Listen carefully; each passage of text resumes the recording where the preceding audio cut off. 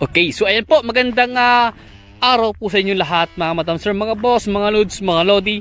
Another property for sale ang ipapakita ko naman po sa inyo. Dito pa rin po sa bayan po ng Guimba, Nueva Ecija.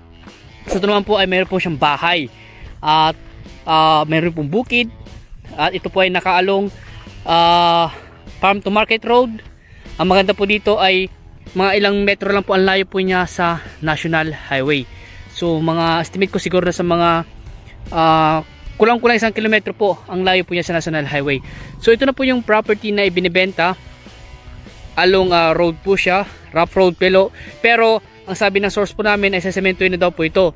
Dahil ito po ay makitid lang po yung kalsada nito. Sa ngayon po ay maluwang na. Simula na po dito yung kalsada hanggang doon.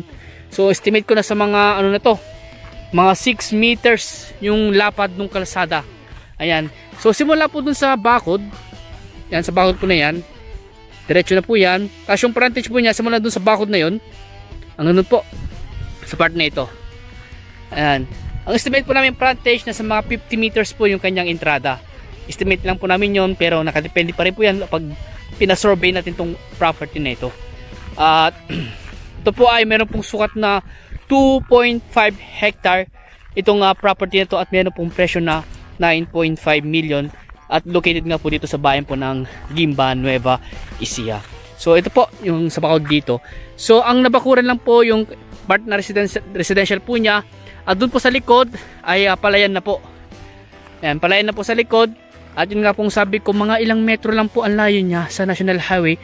At sa town proper siguro mga 5 to 10 minutes driving po. Sa T-Plex exit sa Pura siguro mga 15 to 20 minutes driving, pero depende pa rin po yan sa patakbo po natin. Ayan. So sa Manila, mga 3 oras po ang biyahe. So pasukin natin itong property nito. At ang maganda rin po dito sa property nito ay irrigated po siya. Ito po yung irrigation canal. Gumawa po ng tulay yung seller para makapasok po siya sa kanyang property. So ito yung kanyang box culvert. At ito nga po, mayroon po siyang gate dito, at meron pa rin po siyang gate po sa part na iyon. So hinihintay lang po namin yung susi.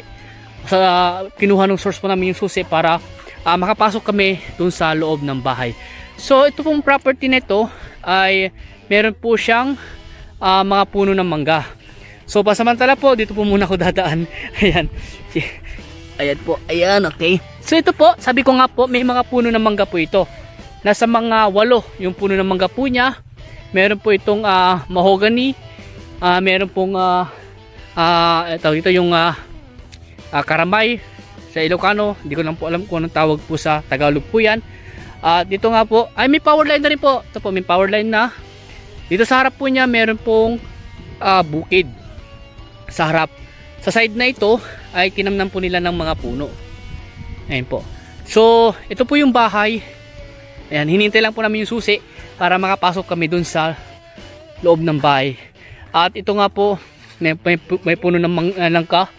At may mga puno ng niyog din po. Isa lang. Isang puno ng niyog. Tapos meron siyang kubo doon. Na inaayos lang yung yung kubo. Kailangan ayusin lang yung kubo. Ayan. Tapos may mga saging din, oh. May mga saging.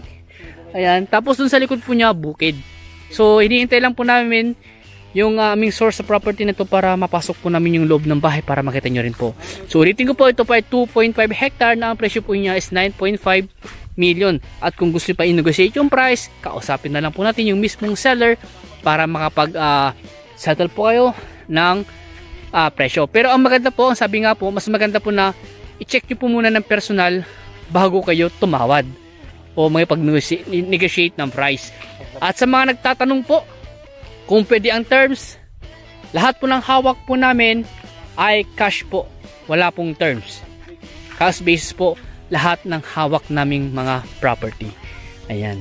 So, antabayan na niyo lang po yung pagpasok po namin sa loob po ng bahay. Okay. So, ayan po. Sa kasamaang palad ay naiuwi daw po nung matanda yung susi. Kaya hindi na po namin mapasok yung loob ng bahay. So hanggang dito na lang po kami na makakakuha po ng video. So ipapakita ko na lang po. Tignan ko na lang po kung saan ako. Oy, ano yan boss? Ayan po yung bahay. Ayan po. Bungalow house type. Ilang kwarto yan, sir? Ilang kwarto po? Tatlo. Tatlong kwarto. Ilang CR nito kaya? Tatlong kwarto daw po na maluluwang. Tapos yung naka-grills na rin po yung bintana. Tapos yung itong kanyang terrace po. Tapos naka-long span na rin po. Ayan. At nakabit na po yung kuryente. Yan po. Tapos dito nga po sa harap, naka gate po. Ito po. Nabakuran po yung residential part po niya. At ito nga po, meron din po silang kubo. Yun nga lang, sira na. Ako, hindi. Mahirap akitin yan. At saka din po, masukal din. Masukal din. Ayan. So yun po yung mga puno ng mangga po niya. Puno ng niyog. Ayan po. So ulitin ko po, ito po ay 2.5 hectare. Yung presyo po niya is na 9.5 million. At kung negotiate yung price, kausapin na natin yung mismong nagbebenta. So ano yung titulo nito? Klaseng titulo? Nakita niyo rin titulo nito? Ano yung titulo nito? TCT na? TCT na raw po. TCT title na daw po ito. Boy, nakapangalan boss? Okay, clean title po. Buhay po yung nakapangalan daw po sa titulo. Ayon po sa source po namin, si tatay. Siya po yung source po namin. Ayan po si tatay. Kaya dyan lang po, malapit lang po din sa property. Nasa highway po yung bahay nila.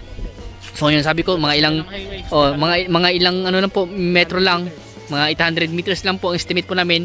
Highway na 800 Google. 800 meters to po ang layo po niya sa National Highway. At paglabas niyo po sa pagdating niyo po sa National Highway, hospital na agad. Hospital na agad. Kanto mismo, hospital na po agad. So malapit lang po sa hospital. Ang layo niya po sa town proper, mga ilang minuto lang driving, no? 7 minutes, 5 minutes. 5 to 10 minutes, kamo na lang, mga 5 to 10 minutes. Tapos, yun nga po, sabi ko rin, malapit din po sa Pura exit. Sa T-Plex po, mga ilang minutong driving lang din po siya. Okay, so, kung may ibang katanungan po kayo, tawag lang po kayo sa akin. At kung gusto nyo mag-schedule po ng viewing, mag-schedule lang po kayo para masamahan ko kayo. Available po ako Monday to Saturday po. Sunday po kasi hindi po ako pwede. Pero pwede kong i-recommend yung mga kasama ko sa team para samahan po kayo na mag-viewing dito sa property na to. Ayan. So please follow and subscribe para sa ibang mga property po na i-vlog po namin. So maraming salamat po and God bless.